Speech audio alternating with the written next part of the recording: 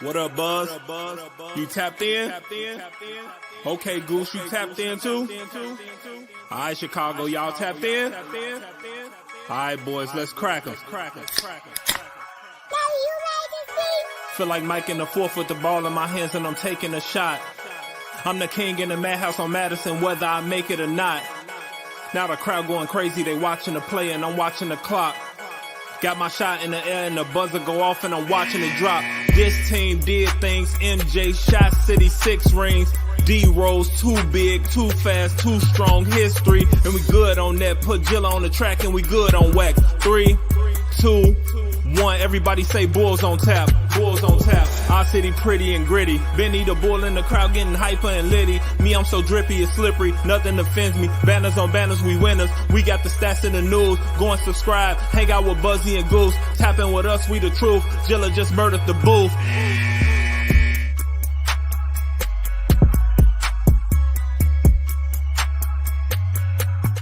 Ladies and gentlemen, welcome to Bulls on Tap. I'm your boy Buzz. I'm joined by my dude Goose, and we're not here to recap anything. This isn't a post-game show. This is a playoff postseason check-in because we haven't gotten on the mic since April 14th, which is a month and 3 days ago. You might ask why we've had a layoff is because if you would have had to go through that season, you'd take a fucking layoff too, all right? We needed a break. Before we get into this, be sure you're going on tapsportsnet.com for all your Chicago sports literature and podcasting needs. Following us on Twitter at Bulls on Tap and on Tap Sportsnet. Following Goose at Goose on Tap and me at Buzz on Tap. Anywhere you can listen to podcasts, you can listen to us.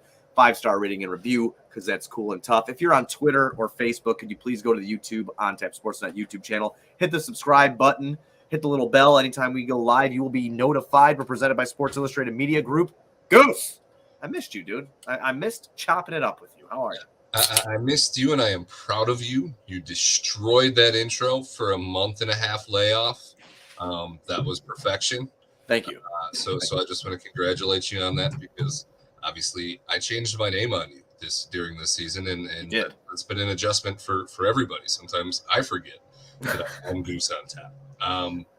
So no, I mean, obviously the outcome of the lottery was expected, but still disappointing. The 91.4% chance did happen, and that's the way the cookie crumbled. I mean, I guess 1 in 10 odds are better odds than I've ever really had, like even on a slot machine, probably. So I guess send it. Tried to double dip there, and it backfired. But the Vucevic trade is completed, so yay us. Yeah, right. I think my favorite part about yesterday, which I mean by favorite, I mean, well, it sucks that we didn't, get what we wanted, and we all saw that coming. Like you said, 91% chance we weren't going to get that. Mark Eversley's disappointment in his face was a story that is very telling. He knows that they have mortgaged the future. He's not an idiot. He wouldn't have that job if he was an idiot. So I will say that he knows that they're in bad shape and they're going to have to get creative. And honestly, I don't know how creative they're going to get. So I guess we're just going to jump right into this, and then we'll get into some postseason breakdown later with the conference finals that are taking place. But Portland got the third pick. Apparently they were like one number away from getting the first overall pick. They ended up getting screwed out of it. And that went to the Spurs. And I actually did tweet that I was happy for Pop. I like Pop. We've talked about that on the show before. I'm a huge Popovich guy. I love what he does for the Spurs. I love everything Popovich stands for. So I'm glad that he's going to get maybe this one unicorn before he leaves. Now, I don't know how many years more Pop is going to give the San Antonio Spurs organization, how long he can keep coaching. He's getting up there in age. He lost his wife a couple of years ago.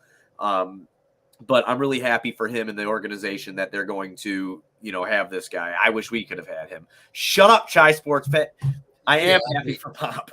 Outside of the Bulls landing the number 1 pick and getting the unicorn, I have to agree. I mean, for the sake of Wemby as well. Like, why would Victor want to go to dysfunctional organizations? One of the staples in the NBA and one of the most widely known things, even by people who don't pay that close of attention, is that the Spurs are, like a staple model organization when it comes to handling players and development and doing things the right way. And most of that is accredited to Pop for the last 2 fucking decades. But, him landing there is probably the one spot where I wouldn't be as salty. Seeing him go, you saw in his face, he didn't want to go to Houston. So, all things considered, shitty outcome for the Bulls, probably the best case scenario for Victor Wembanyama. Yeah, absolutely agree with that. Now this is a question from Chai Sports Fan. I love my guys, and Yumper's in here too. Thank you. Brandon Miller was talked to by the Chicago Bulls. It has been reported that Portland is open to trading the third pick in the draft, and they're looking for veterans. And that's been even before the season ended. That was being rumored that they were going to try to bring in some people that are established to play alongside Dame. Dame said it himself. He doesn't want to be sticking around for a rebuild. He wants to win. He wants to get players over there. The Bulls reportedly talked to Brandon Miller. If you're not familiar with Brandon Miller, I recommend you pull him up. He went to Alabama. He did get into I'm not going to get into his legal shit that he was kind of getting into because it seems like that's resolved. I think I don't want to speak too much on it, sound ignorant, but he is a guard forward and he's a fucking hooper on both ends. The guy can shoot. He can get to the rim. He can defend. I like Brandon Miller. The Bulls talked to him. I don't know really what they think is going to come out of it or what's going to come out of it. I mean, the combine was in Chicago and the fucking lottery is in Chicago. So, of course, the Bulls are going to go look at this kid. I don't think that there's any smoke here to create a fire. But I did have a question posed on my Twitter when I said we were going live is, do you think Portland would entertain a sign and trade between Vooch and then sending DeMar over there and taking Nurkic back and getting that third pick? If I'm Portland, I laugh at you. I laugh at you because I know that Vooch and DeMar are not going to get Dame over the hump. But why wouldn't they? Because Dame's not that guy, dude. He's good, but he's not that guy. He's not that guy. I mean, I think, especially even with just Simons there, you kind of supplant needing Zach because Simons can provide that random 10, 11 3-point game for you out of nowhere. Just like an off-ball catch-and-shoot guy who's a little bit more content than somebody like Zach who just took a max to be that dude. Obviously, the defensive aspect is kind of where you get a little murky there. Because Portland would be just trying to shoot the lights out of everybody. And then you'd have DeMar as that consistent mid-range, steady scoring presence that can get to the rim as well. I don't think that that's a bad lineup. I think if you think that's championship worthy? If you had Dame, Simons, DeMar, Grant, Vucevic, and then you had somebody like Shaedon Sharpe off the bench to be your sixth man, and they have Nasir Little as kind of a utility guy over there as well. I think that is a better contending level team than Dame has had. Oh, I agree with you that it's a contending level team. I'm just, I mean, what are the Lakers going to be able to retain? They're gonna have most of that core next season. Not really, dude. Austin Reeves is up for a contract. Rui Hachimura is up for a contract. I thought he had 1 more year left. I shared their cap sheet earlier today on Twitter. Okay. Rui's up for a contract. D'Lo's up for a contract. Lonnie Walker's up for a contract. They obviously made a lot of big moves at the deadline for very, very little, but they owe a lot of these guys money. Vanderbilt is the only one that I believe has like another year at $4 or $5 million. So he's locked down for them next year, which is obviously huge, especially with Anthony Davis's on and off durability and availability. So I don't know that the Lakers are going to be as good next year. Maybe they get Kyrie and him and LeBron have a goodbye tour season and everything's great. But we usually see how that plays out. So next year is LeBron's last with the Lakers. I'm pretty sure he signed an extension as well. No, it's got to be his last year with the Lakers. Bronny committed to USC next year. All right, buddy, I'm going to pull it up. You got to. I'm pretty sure I'm right. I'm pretty sure he's a free agent after next season because Bronny's going to be eligible for the NBA draft after that because he's going to USC. But to the point, I guess it's a nice lineup. I just don't know. I don't know if they can contend. LeBron has a $50 million player option the year after next year. So okay, so one more guaranteed year and then a $50 million option to stay in LA. I guarantee he goes wherever Bronny goes. I can pretty much get. Obviously, I mean, I see LeBron's name on broad producers and stuff for movies at this point, so it's not like he's hurting for cash. $50 million is like a chip on that dude's shoulder at this point. How cool! I mean, he's good for him. Smart businessman. Probably going to own an NBA team when he retires. All the more power to him in that facet. But I don't know if the Lakers are going to be as good. I mean, who's going to offer you a better offer? Is Giannis available? I doubt it. I mean, I bet that would be the other way around. Obviously, they just fired Bud. You'd probably have to send Sharp and the third and Little and probably future draft compensation that you can't send currently because the Bulls have that pick with those protections. So, because if I'm Portland, I'm trading Dame, wouldn't you? They got a nice little core there with the third pick in the NBA draft. I mean, you would think with the haul that you could get for Dame, even from the team that's rumored at number 4, like Houston, James Harden and Damian Lillard with their young core, although I don't know why you need Jalen Green then, but obviously Jabari Smith Jr. is a young stud over there. So I could see they're willing to move off of the 4 as well, according to reports, just to become a contending, at least playoff level team. So the 4 may be available. So that might be a team that would offer that kind of value for Dame. But it's also hard to find comparative value when you already hold the number 3. Like you walked into the number 3 just by forfeiting the end of your season, like the Bulls should have done. And now you probably should just trade Dame. Like the number 3 pick, whether that's Brandon Miller or Charlotte decides to take Miller and you get Scoot Henderson, you got Scoot, Simons, Sharp. That's what I'm saying. You got a fucking kind of core there that can score, that can defend. You can either ride out Nurkic's contract that's probably seen at a negative at this point at $16 to $18 million a year for the next 3 seasons. Like you probably should just move on. But, loyalty, jersey sales, what's going to bring people in the building, a young rebuilding team maybe just doesn't do that in Portland. And to be seen as the bad guy, we've seen it with the Bulls when there's a breakup. The franchise always likes to look like the good guy. Like, well, we did right by Dame. Right. So if you have the number 3 pick and you go, screw Dame and his $45 to $50 million contract, we're not going to win during the rest of the duration of that. And we got to be honest with ourselves. He's probably going to decline at some point. So, we're going to move on. Then you're the bad guy. Right. Point blank period. So if I'm the Bulls, I do that trade. Oh, of course. If I'm the Bulls. You could have Dalen Terry. You can have your lottery-protected pick back. That way you got more flexibility. If you leave me Zach LaVine with a number 3 pick, Patrick Williams, obviously you can bring Kobe White back, probably free up some cap space. Eat that Nurkic contract. Eat that Nurkic contract, and you have your built-in rebuilding 5 that you're kind of just eating the deal on. Probably got to get a backup because he's injured all the time, too. And that team would struggle horribly, and guess what we have in 2024? They'd struggle, but they'd learn. And it's okay to struggle and learn. We have our pick in 2024. I don't give a fuck if they struggle. I got our pick.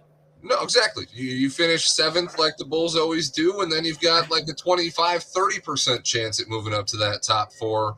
And 1 in 3 is a lot greater than 1 in 10, especially when you only get one roll of the dice. Right. See, if I'm the Bulls, I would definitely do that.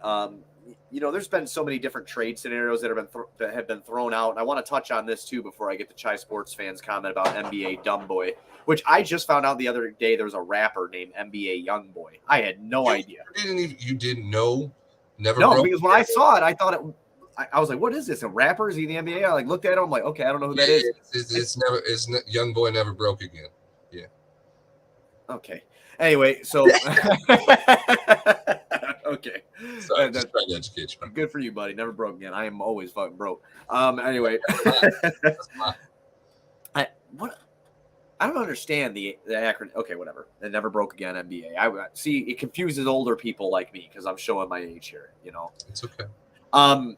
I saw a lot of different things about the Bulls keeping it together. There was reports, and I wrote an article about this over at ontapsportsnet.com. Check it out. Shameless plug. Some within the front office want to wait for Lonzo to come back. We talked about this on one of the shows before the end of the season when he got that surgery. And actually, if you remember, I read that thing off about the surgery. That's a complicated surgery. There's no guarantees he's coming back at all. I don't believe anybody has ever returned to play in the NBA consistently after having that surgery. I am pretty sure that's what we talked on a previous show when I had mentioned like a one-off surgery. No, the surgery has been done before, but nobody has successfully recovered and returned to playing in the NBA, let alone at the level that they played at. I believe Brandon Roy might have had a similar surgery, but I mean, they replaced cartilage in his knee and shit. Yeah, the chances of Lonzo ever coming back need to be thrown out the window. The consideration of waiting for him should never happen if you're not allowed to get whatever that exemption is due to him potentially never being able to play basketball again. If you can't get that, you go into this rebuild mode and you eat that contract. And if the dude comes back at some point, well, you're still eating that deal and he's ready to play and he can prove himself and earn another contract, then it's a blessing. And you get Lonzo Ball back, possibly still with Zach here if you don't decide to move on from him. But regardless, Lonzo Ball, a 3-and-D point guard that allows other people to, facilitate the rock as well, is a valuable asset if you get him back. But waiting for him is not something that should even be entertained. Whoever's opinion that is in the front office needs to be fired immediately. Because how you just pieced that up and worded that is exactly what should be going through their minds. You don't know if he's coming back. So why are you going to risk giving an extension to DeMar DeRozan, bringing back Vooch when you saw that it didn't work, and then having Zach here? It did not work. So you want to wait for Lonzo to get back, but you don't know he's coming back. So, I hate that we're even talking about this again, but that was a legitimate report that came out. Is that there's something that want to wait for? Especially with this franchise, what we went through with Derrick Rose. Don't keep this lingering over us anymore. We've already done this for a year and a half. Just shoot us straight. Like, Lonzo may never play basketball again. We're going to do everything as an organization to support him in his recovery, but we do not have a timeline. We don't anticipate there being a timeline. I mean, he's not even slated to play. Us otherwise. He's not even slated to play in 23-24. No. So he's already going to miss one more season. I believe he has a player option for that $20 million that following year, because I believe we only got him for 4. You can only sign players that you have bird rights to for 5. Yeah. Even in a sign and trade scenario like deal with him. So obviously year 1, this was year 2. Next year is going to be year 3. And I do believe that 4th year is a player option, which in a recovery year, I'm sure $20 million is more than acceptable. So if he's able to return in that final year, but to play out like this when you actually have your pick again, it just doesn't make sense. I mean, obviously you'll still be in the lottery, but you'll have a 8.6% chance at the top 4 instead of, increasing your odds in a season where you're not going to have the guy that makes the engine of this team go. And we all want it to happen. We all wanted Zoe back this year. I want to hold on to that 32 fucking games or whatever it was, but you got to let it go, especially when it's your job.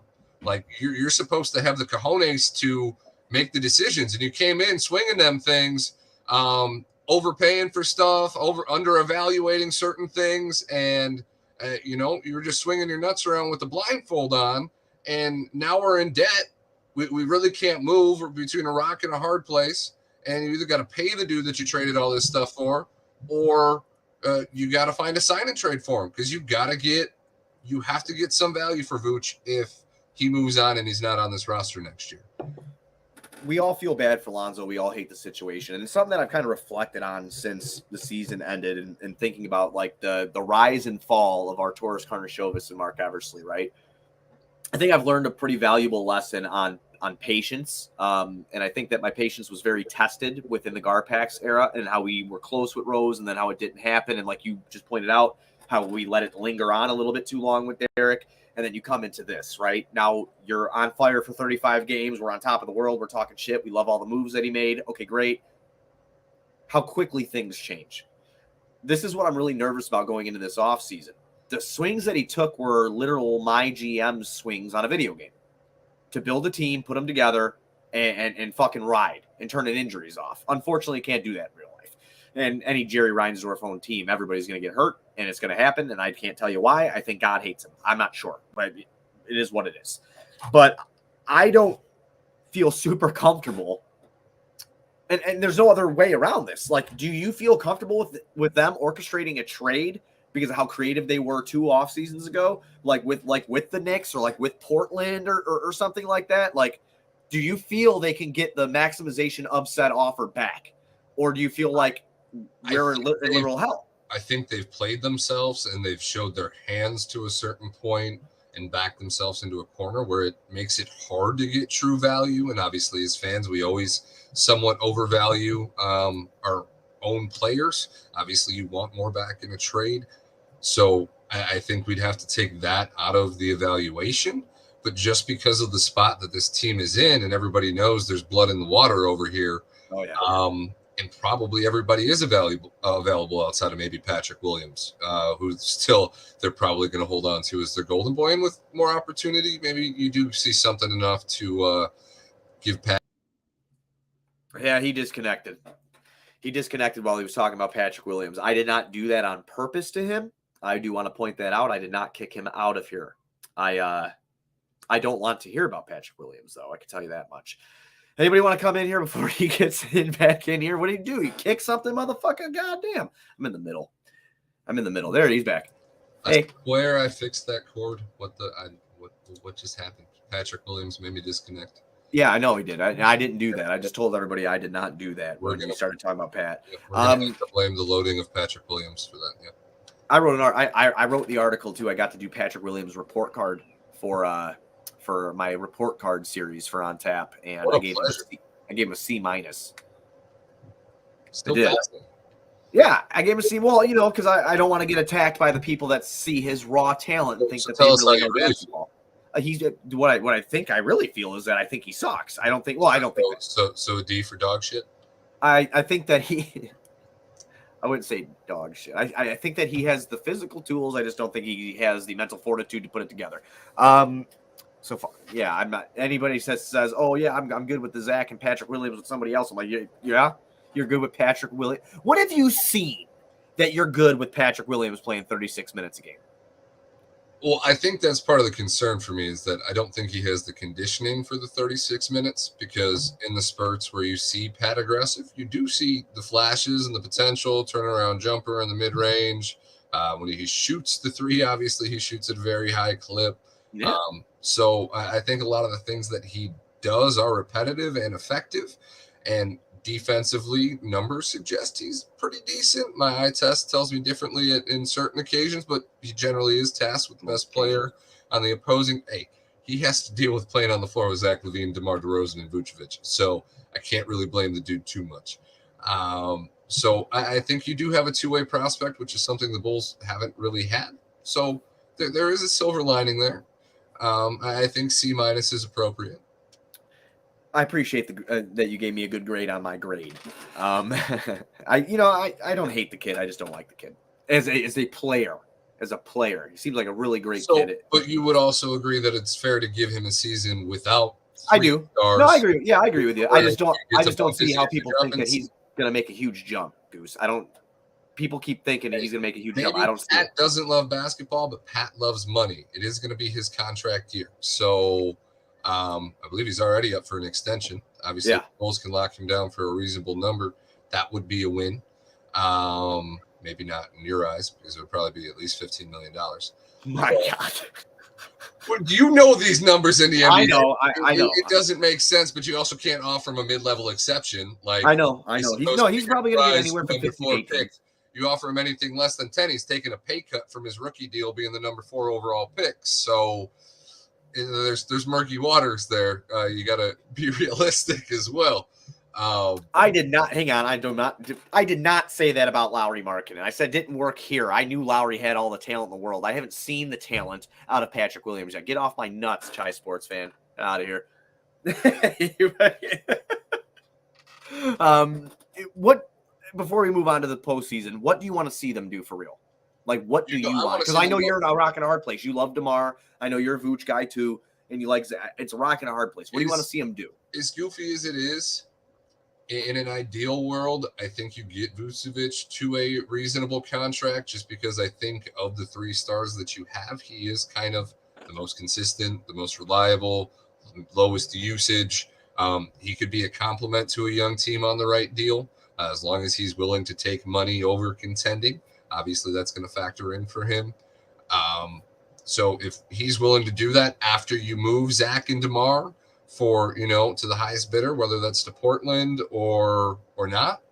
I think that's a situation where I think you get to rebuild and you get to potentially utilize the only pick that you own free and clear, because with the protections on the San Antonio pick, until we give them a pick outside of the top 10, we're going to be, holding on to that and praying in the lottery that we don't get bumped out of the top 9.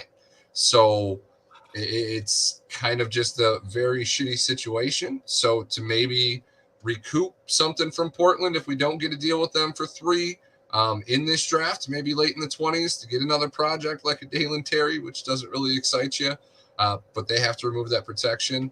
Outside of that, I don't know. I'm content moving any and everyone. I think Patrick Williams is probably the only one that's safe. I'd like to see them move DeMar. That's where I'm at, and I fucking hate that because I really enjoyed him here. I really did. I had a lot of fun watching DeMar DeRozan play basketball. Vooch, I think they're in a rock and a hard place with Vooch because of what they gave up for him. Now he's an unrestricted free agent. I think they're going to go above and beyond to sign him. I think that he sticks around unless we get lucky and they do something crazy with one of these draft picks. So it's been rumored that Dallas would like to move the 10th pick. And I'll tell you something right now. I know that it's not sexy to a lot of people, but if I can get a pick in the fucking lottery, I'll ship them to Dallas, both of them. We saw what this team does together. And people are like, well, that's not enough. Fuck you. It's enough to me. Give me the 10th pick. What do you want him to do? One's 33 going on 34. The other one's 32 going on 33. I'm 31 and I feel like shit. Pay Io, leave Vooch on the roster to, kind of be that centerpiece that, you can rely on night in and night out as your center, and get some other young guys in here and see what you can do, because where we're at is just not where anybody wants to be. We don't have a top 20 player and we don't have a top 20 prospect. Life sucks, dude. You are in the worst possible position, especially with the way that you've mortgaged out the future here, because unless you're good, you're giving San Antonio, who just got the best prospect ever, according to most people, another pick likely in the back of the lottery, an 11th pick, because you're not good enough to make the playoffs, and you might still just be good enough to make the play-in if you put the right pieces around Zach Patton. Potentially Kobe. Fun quick question too for you real quick. He did it again. Now I'm in the middle, dude. If I was buzzed up, this would be trippy as shit, but I am sober. Well, I was going to say sober as an arrow, but that doesn't make sense. I'm straight as an arrow. But yeah, I was going to say that I think at the end of the day, he's back now. Honest, I think it's the internet. I don't even think it's the wire. You think it's you got shitternet? I got shitternet. Man, that fucking shitternet, dude. You know what I got? I got a Nighthawk. You ever heard of that? No. It's fucking, I don't even know what it is. It's like a satellite system, and it hooks to your Wi-Fi, and it just goes all around everywhere, and it's like super strong. You should get one of those. I should get a Blackhawk. Yeah. There's a Blackhawk. They might make a Blackhawk one. I don't know. It's made by fucking Netgear. Sponsor me, Netgear. There's a fucking plug. Okay. All right. Fuck it. Playoffs. Conference finals. Jimmy and the Heats. Jason Tatum, Jaylen Brown, and the Celtics. They play tonight. Game 1 already happened between the Lakers and the Nuggets. I just want predictions for those two series and who you see going to the finals. Hey, as long as Jamal Murray stays healthy, I think the Nuggets can take that series with the Lakers. As much as those moves that they were able to make definitely improved and fit well around LeBron. AD's got to be consistent for that team. Obviously, I believe he had 40 points last night in a loss. But the Lakers really had no business being in that game at the end, and they left probably feeling a little bit more confident. So I'll go Nuggets in 6 there. The way Boston likes to play with their food, I'm going to go Boston in 7 just because Jimmy Butler's a damn dog. I think it will come down to that final game in Boston, and maybe we get another Game 7 Jason Tatum. But what have you thought about the playoffs so far? I've really enjoyed them. I really have too. I mean, it's unfortunate to have watched the Heat go as far as they did after beating the Bulls in the play-in. Kudos to them. Obviously, contender kind of team. I mean, at least contender blood. They've been there before, so they know how to get through series, and they were gifted Giannis being injured for most of the series and had a couple giant comebacks in that series to seal the deal there. So, no, I think the playoffs have been extremely enjoyable. Suns flaming out kind of surprised me, but when you see campaign and just a whole bunch of ragtag guys coming off the bench, and Chris Paul tore his hamstring like usual, it was somewhat predictable.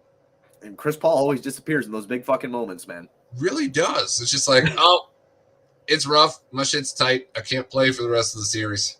Yeah, just absolutely. I feel bad for him. I do, but absolutely unreal. Yeah, I've got Boston in 6. I got the Nuggets in 6. I think that Tatum and Brown dealing with Jimmy Butler is going to be too much for Jimmy Butler. He's going to really need everybody else to step up. Not having Hero is a big deal for them. As far as size goes, Bam Adebayo is just so sketchy in the playoffs. I think he's a great player. I'd love to have him, but he's very wildly inconsistent. You're gonna I'm saying that Max Struss needs to be a guy and he's a good player. We witnessed it. He's a good player. We really were eliminated with the Max Struss game. So right. Yeah. I mean, asking him to be that guy every game though is going to be kind of rough on the Heat, I think. And I just think the wing defenders that Boston possesses is going to take away the bread and butter of what Miami is. It's going to be really hard for them to get going. I mean, I could be completely wrong. They can come out and beat the fucking brakes off them because Jimmy Butler's that dog and everybody he plays with seems to adopt that mentality. But I still got Boston going and doing it. That's where I'm at. Especially the way that Horford's been playing in these playoffs. Especially the way he played against the Bulls during the regular season. It's a surprise for me, but one of those guys that probably just has an extra gear this time of year. He's obviously got championships in college, and he's hungry for one in the NBA. So I think Boston finally, gets back to the finals, and Boston-Denver will be an awesome matchup for the championship. And Joker deserves it as well as Tatum. Yeah, absolutely. Absolutely. I do want to throw something out to Chicago Bulls Central here. He's like, Vooch trade is made worse by the fact the front office didn't make the moves needed to better the team. Had the team made a trade at the deadline, we would have been a playoff team, and Magic would have gotten a pick between 17 and 22. And he's right there because, or whoever that is, is right there because that would have lessened the blow of hurt, I think, for a lot of us because of the pick is at 11. And I believe, what do they have there? Goose, they got what? It was 8 and 11 or 6 and 11? 6 and 11. The Magic have 6 and 11. I wonder if they package and move up. I'm sure they can. But I still don't regret the Vooch trade, and I know it sounds really weird. They're a team that could trade for Dame Lillard. Yeah, they are. The Magic have been rumored. I will not been, but I've seen 2 reports, one from Sporting News and one from another outlet. I can't remember which one it was that's saying that don't sleep on Orlando in that sense when it comes to Damian Lillard. But I guess maybe not saying I regret it is the wrong word. I respected the swing at the time, and I've said that before. I respected the swing at the time, and I just hate going back and saying, "Oh, they're fucking idiots," because when they did it, I was excited. So the whole thing sucks. We're just in bad shape, and that's the follow through on the big swing is the issue because the 2 years. The first year where you acquired him halfway through the season, you missed the playoffs and you gave up a number 7 pick. That was not at all part of the plan, so maybe you should have done more then as well. Yep. And then the following seasons, you really didn't make any upgrades. Granted, you really had already expended all your options. You didn't have picks to really offer because of the Stepien rule. So not being able to trade back-to-back picks kind of hampered you, but it also saved us in the sense because if we decide to rebuild, we do have that pick next year. So they handcuffed themselves by going so all in so fast. And really, I think the best move outside of DeMar, just because he's outplayed this contract, and if we don't trade him, we can't really tell that man no to more money, was Caruso, because he's on arguably one of the best contracts in the league and made all NBA all defensive team this year. So outside of that Caruso move, they really just spent everything everywhere else. And obviously Lonzo's holding up about 20%, 15% of your cap. So that is something hard to recover from when you've gone that far all in, but you can't use that as an excuse because Lonzo had never played more than 60 games once in his career. Right. It's all very depressing when we sit and actually fucking speak about it like that. I have no idea what the fuck they're going to do. I sit here and I want to come up with like some scenarios to bullshit about, but I really have nowhere to go because I have no idea what they're in cap hell. They're in cap hell, and the trick with this team is the players have more value to this team because of how crappy they are than they do to most other teams around the league. So finding fair value is just really not on the table. Right. One more thing I wanted to get to was the Ja Morant thing. What do you think about that? Where are you at with that? Because JJ Redick got very upset today on First Take. I'm somewhere in between JJ Redick and the NBA, I guess, because they're going to do an investigation. When you're that high profile of a person, especially in today, and I don't want to get into gun politics with people, but with where they stand right now, I don't think it's crazy for an NBA player to have a gun on them. So unless he's caught doing something wrong with it on him, other than being an idiot, which I don't understand the need to flash it on a camera. People who do that kind of stuff don't tell on themselves like that, especially when they're that high profile. No, real G's move in silence like lasagna, my friend. So that aspect of it, I don't understand. Maybe he is pretending to be something he's not. Maybe he feels like he missed out on something with that aspect. But the gun itself leading to him missing 30 games, 50 games, whatever this harsh punishment they're talking about may be, I think that's excessive. If there was footage of him shooting at somebody, being involved in a crime, then I would understand that merit. But Ja Morant in the offseason, hanging with some buddies with a gun on him and deciding to flash it during a fucking song that he's hyped about. I can't.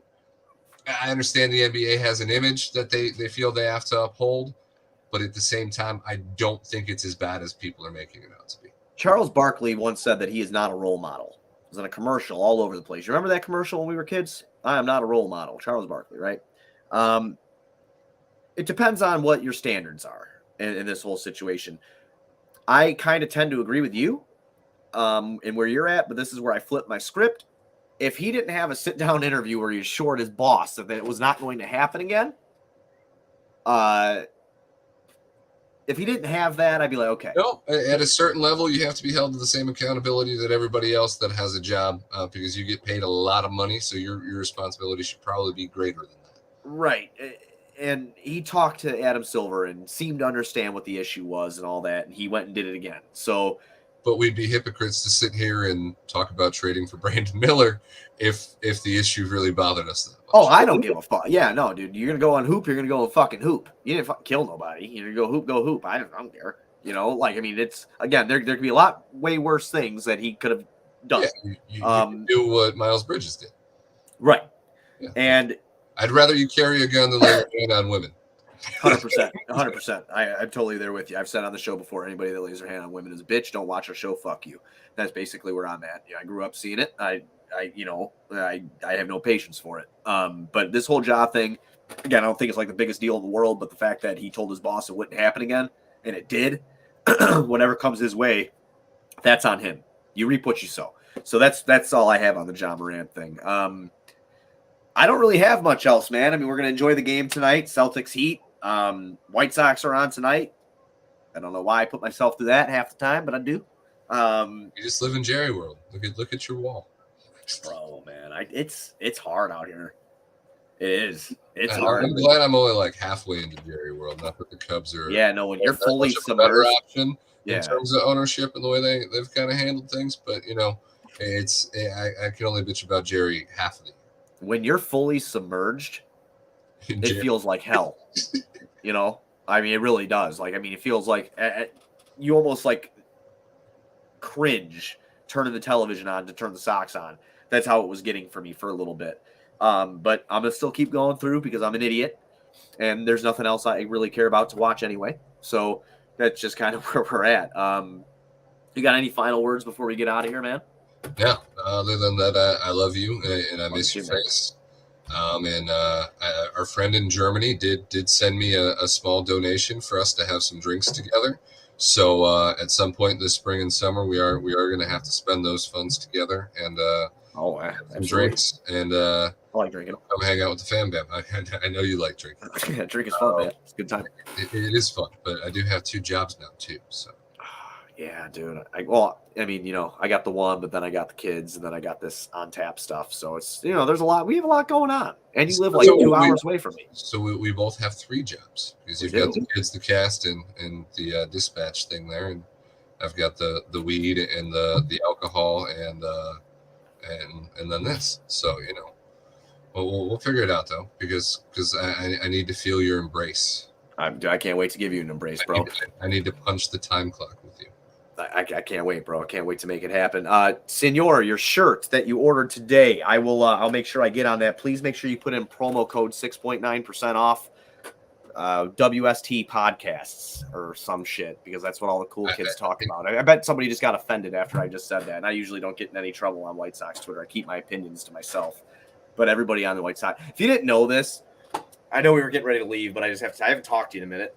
White Sox Twitter sucks. Like, it just sucks. It used to be really cool. It fucking sucks now. Like, it's terrible. Everybody hates each other. Everybody fights all the time. It's just terrible. But I do love my guy. It brings everybody together, but Jerry's content being 4th in the conference. Fucking hate it. I fucking hate it. I hate it. I don't like Jerry at all. But I do appreciate my guys coming in here. You know, Senor, Jim, Chai Sports Fan, even though he's always consistently busting my balls. Scox, you know, thank you guys for joining us. Do you want to do like a finals preview show? Should we just do a finals preview show? We can definitely touch base again. I like shooting shit with you. Just let me know when you're available and we'll figure it out. All right, man. Sounds good. Well, everybody, thank you for joining. Be sure to go on tapsportsnet.com for all your Chicago sports literature and podcasting needs. I'd go through the whole thing again, but I don't want to. Follow Goose at Goose on Tap and me at Buzz on Tap. Subscribe to our YouTube channel on Tap Sportsnet. We'll be back with an NBA Finals preview whenever that happens.